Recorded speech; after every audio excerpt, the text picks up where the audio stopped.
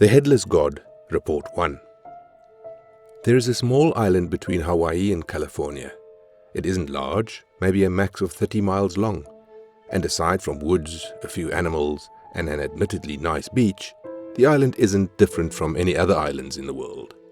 Except, it does have one thing that can't be found anywhere else in the world: the Headless God.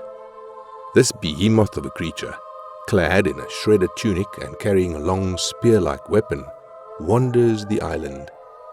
It is aptly named because it is missing its head.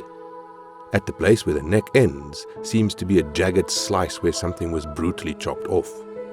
The wound doesn't seem to bother the giant, but it also doesn't stop bleeding golden blood. The Headless God doesn't change its routine much. Every day it travels along its island, occasionally napping in rivers or climbing into the small active volcano at the center of the island. It seems to act pretty randomly except for two things. It never drops its weapon, and every day at sunset it moves to the edge of the island and reaches for the horizon, tracing its hand as if it could capture the sun. After the sun falls, it'll retreat deeper into the island and find place to rest, until the next day. The Headless God was discovered when an SOS signal was intercepted by agency devices. It seems a cruise ship had malfunctioned and was forced to make an emergency docking onto the island. Doing so kept the ship from sinking into the ocean due to the damage acquired, but then everything went silent.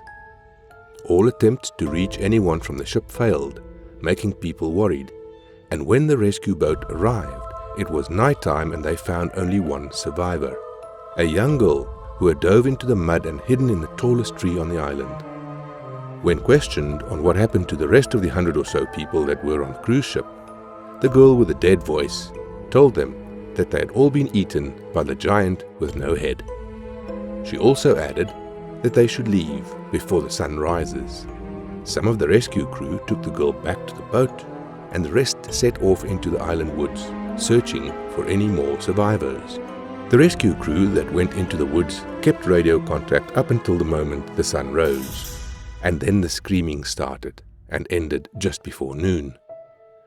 Radio silence. One by one, the crew of hardened Navy soldiers were hunted down and killed by something that was on the island. The girl begging those in the water to just take the boat and leave, before it was too late. The captain was a stubborn man, and he wanted to know what was taking out his men. So he armed up the rest of the crew and headed back to the island. He didn't get a chance to land when something massive struck the boat, capsizing the large boat and knocking the crew and the lone survivor into the water. They all made it back to the island, sending out an SOS signal as the boat sunk. The girl was quick to vanish back into the woods, ignoring the calls of the captain to come back. Looking back at the sinking boat, the captain saw a large object fly out of the water, over their heads and back into the woods. That was when the loud noises started shaking the sand beneath their feet. The captain and his surviving men saw the trees in the distance part, and when it emerged onto the beach, the screaming and gunshots started anew. It took 2 days for another rescue crew to come to the island, following the SOS the captain had sent out. When they got there, they found a girl covered in mud waiting for them next to a crying, legless captain. It looked as if something had tore its legs off at an angle, and the captain had burned the remaining stumps to keep them from bleeding out. The second rescue crew questioned the half-delirious man. What happened? Where were the others? But the captain screamed to get them off the island as soon as possible, before the sun comes up. It was 10 minutes before dawn would break, and somehow the captain convinced the leader of the rescue crew to take them back to the naval base first and then come back for the others. The injuries on the captain were serious enough that he needed immediate care, so as the sun rose, the second rescue crew left. One of the sailors looked back and saw something massive emerge from the woods, holding a bloodied spear.